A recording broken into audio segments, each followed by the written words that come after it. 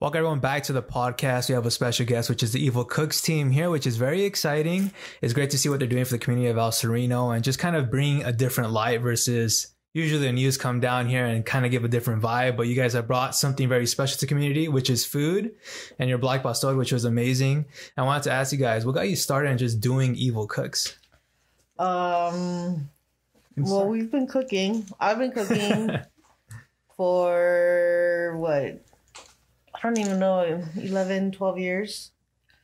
And I've always worked in where you do like large quantities of food. So I worked at UCLA for a long time.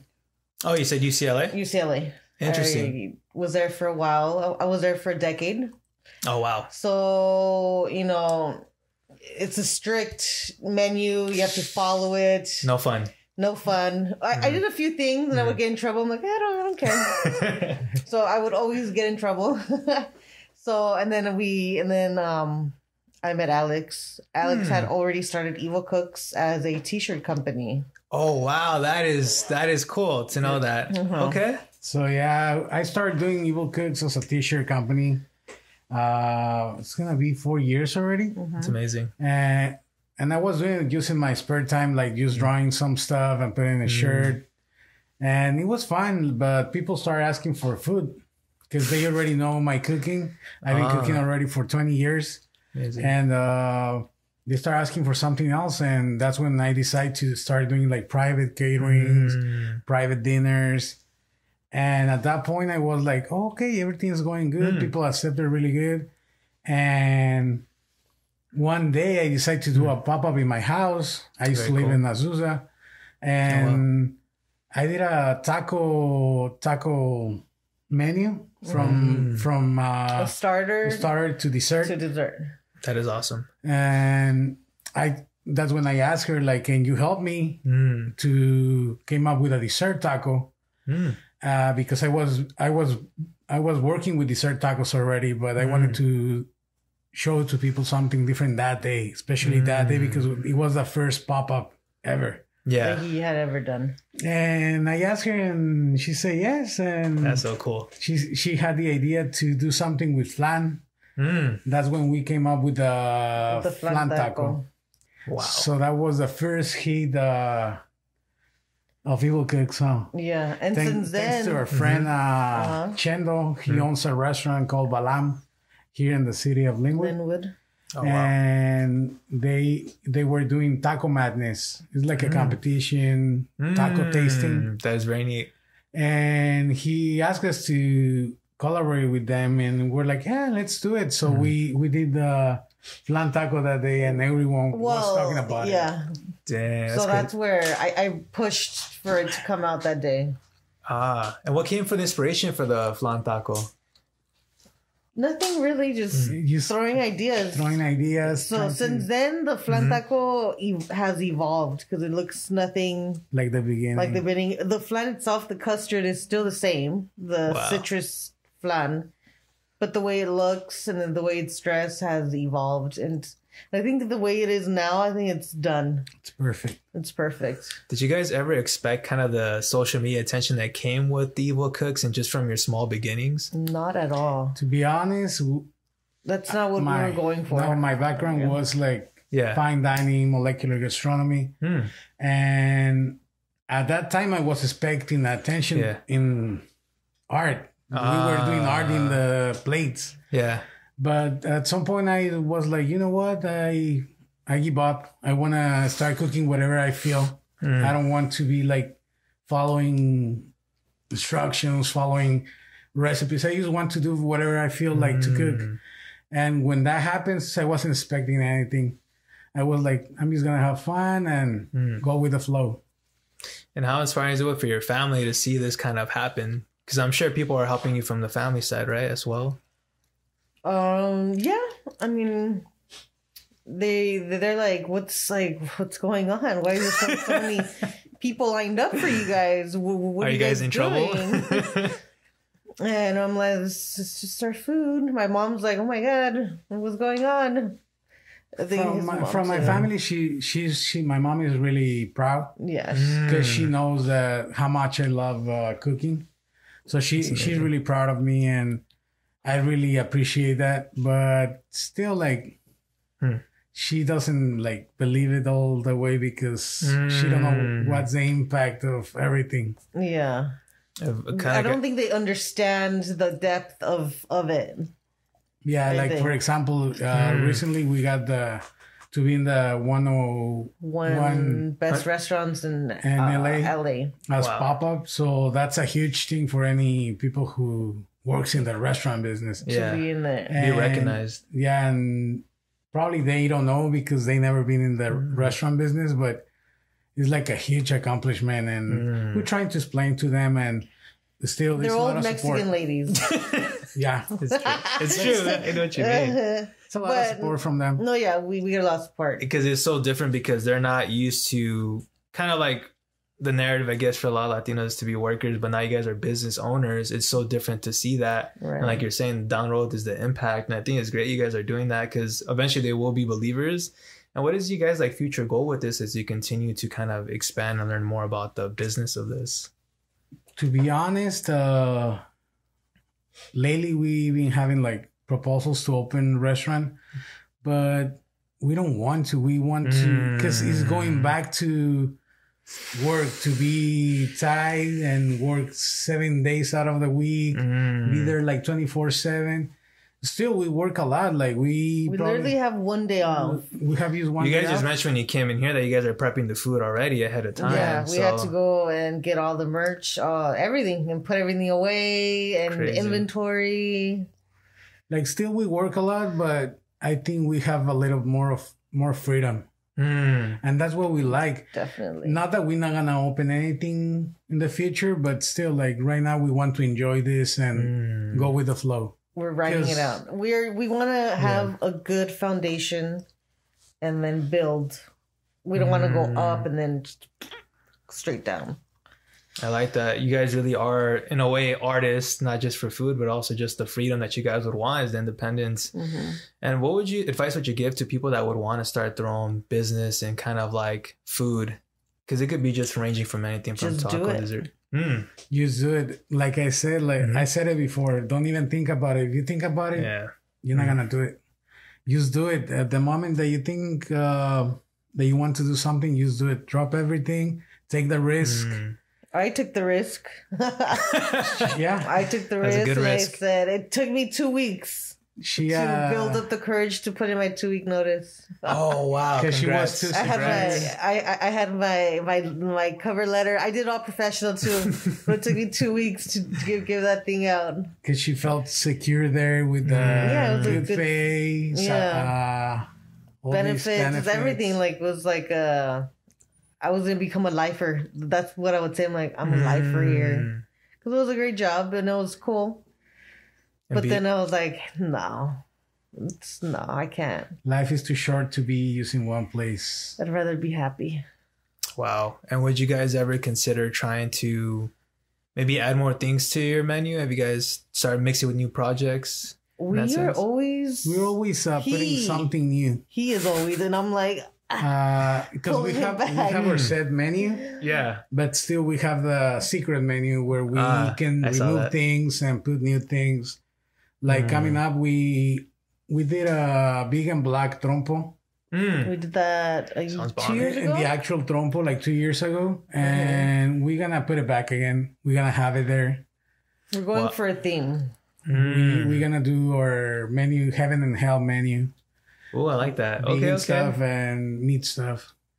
Wow. And how's been the response with just the community? I mean, how was actually the first time you guys ever opened up? How was that? Sereno? Yeah, the experience. May. We traveled all throughout San Gabriel Valley. We did all over LA, City Terrace. Never did anything in El Sereno because you're from El Sereno, right? Yeah. Says enough. Says enough. So pandemic hits and we took 2 months off. I was pregnant, so we were like nesting. So I was like, perfect. But then he got bored. He's like, no, I need to do something. And where we live, he's like the front yard. And I was like, no, let's just chill. Like, let's just chill. and we try one day. We tried it for a day and we got an amazing response, and I was like, fuck it. Especially from the first response was from the neighborhood. Like a lot of people from the neighborhood came. So what we did, we went old school and we printed out. I don't know if you're into like gigs. Back in the day, flyers kind of thing. We did flyers. Okay. We probably So on our way over here, we were talking about. I'm like, I bet you that street before Troy's. That's a dead end that we never came up. Because we used to walk. So we walked literally all these streets at night, putting flyers in cars with our flyers. And this was the only street that we didn't do. Old school marketing. I love that. Yeah. So we got a lot of response with that. And then what made you guys hop into social media, the next marketing tool? We've always been on social media. Been on social media, but the response was okay. Wasn't that good. Yeah. And, social media, you get people from everywhere. And some of people, like, they don't like to drive all the way to LA to grab some food. So it was a little bit hard. So we were like, let's try with the community. And the response was really good. Very good. And had you guys try to maybe think of an idea of having like a show, maybe kind of like a stand-up pop-up shop where there's shows and things like that? Because now you guys are mentioning gigs and stuff like that. Yes, but I say no. Yeah, we have contact some bands, local bands and stuff. I'm like, no, dude. Like, what? That way they can do like a unplugged thing right there in front of the yard. I think about the neighbors. Like, we're already like, you've seen our lines. Yeah, I see. It's crazy. Like, it's already overwhelming, and it's like to have loud music or I don't know. Just I'm like, let's just chill for a little bit. But it's still an idea that probably someday we'll do it. Move somewhere else. We can do that. Oh, because I was looking at the park because I know you guys are posted. I was like, oh, it's not a bad idea to just like have them come over here. Trust me, we want to do something at the park. But right now it's just gonna be on hold for you guys. Yeah. And so far, just from the conversation, talking to you guys, what would you say is your like philosophy on life? Just to enjoy it or have freedom, or what's your guys' take on it? That's the end main of the thing. day. It's all about happiness. If you're truly happy, everything comes together. Everything comes together. It took me a long time to realize that. Because if you have like a secure job and everything is good in life, but you're not happy, like it's not purpose of whatever you're doing. Yeah. So that's why I tell people like, whatever sets your soul on fire, go for chase it. Yeah, it's crazy you guys are mentioning that because I had a Carolyn who does keto treats, and she was mentioning the exact same thing. It's like, it's great to have the money, but you can't spend it with your family or enjoy the little things. And what's the point of it? Which I thought was a great point. But you're mentioning too about kind of like where you got to that philosophy. And I wanted to ask you, like, how was that for you? Like, why did you go in that direction of like having more empathy to be like, okay, I want to enjoy my life more? Like, what started that? Oh, okay. You just saw his personality be like, oh, I love the freedom. Yeah, he's like, dude, like, be happy. Because he saw, like, I wasn't happy at work. I was like, but it paid my bills, but I wasn't truly happy. He's like, why don't you want to be happy? I was like, fuck. I was like, he's like, you're right. I have to deal with this. Like, I'm not happy. It's like I'm here like a robot. Like I would go into work and be like, who am I gonna be today? Like, I'm putting on a costume, putting on my chef coat. I'm like, I'm gonna be Stacy today. You said Stacy. That's and funny. It's like a whole different attitude. It's like, it's like I wasn't truly happy. Why is it so hard for people to let go of that, just to start something to the side and just be away from that? Like you said, the unknown. And I would tell him, like, I'm scared of the unknown. But the unknown became that's the thing. Happiness. Like, when you have fear, like, fear is a disease in your body. Like, doesn't let you give that step to happiness. Crazy. I just think like the Matrix, you guys kind of took like the right pill, and now you're exiting and doing your own thing without having, even though you guys, I'm sure, have had your troubles with trying to start up the business, and like you said, family, as well as just like, I don't know if I could believe in the vision. What's the motivation for you guys to continue just having that mindset? As of now, our daughter. Aw. How old is your daughter? 7 months. She's a little baby. Oh, that's cute. But just that's like our motivation. And not that we're gonna not that we're doing it to give her the business, but just to show her, like, work for your dreams, be happy. Like I say to her, like, Evil Cooks is our dream. Our dream. So it's not gonna be hers. So what we gonna teach her is to work and love what you do. Wow. We cannot leave money to her, but we can leave that that in her mind. Be happy. Do whatever you want to do. And that's her motivation. Like her, especially her. Yeah. Well, I love that you guys are trying to pass something down more important than money and showing that her parents can do it and she can do it as well. And I wanted to ask you guys, it's crazy how networking has really helped you guys out. Did you just go from like business to business, or how did you just start that? I think it was mostly Alex because of his background, what he's worked, where he's worked. He's gotten a lot of connections. And that's the thing.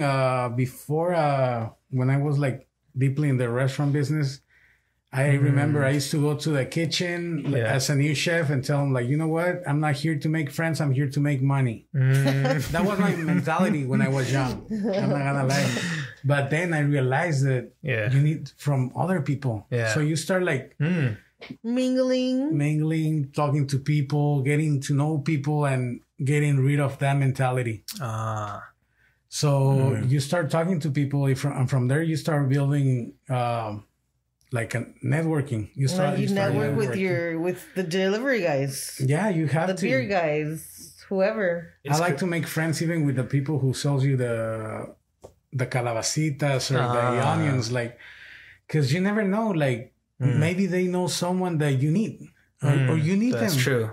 Someday you don't have onions and you just tell them, like, you know what, I don't have onions, can you provide me some? And they will be like, yeah, why not? So everyone is important part in this universe to complement the other person. And I love that because you're showing the values. Like, you never know who you're going to meet and how they're going to help you. And even like, I'm sure people have gone up to you guys and like somehow helped or offered advice. And you're like, maybe I'll take that with me.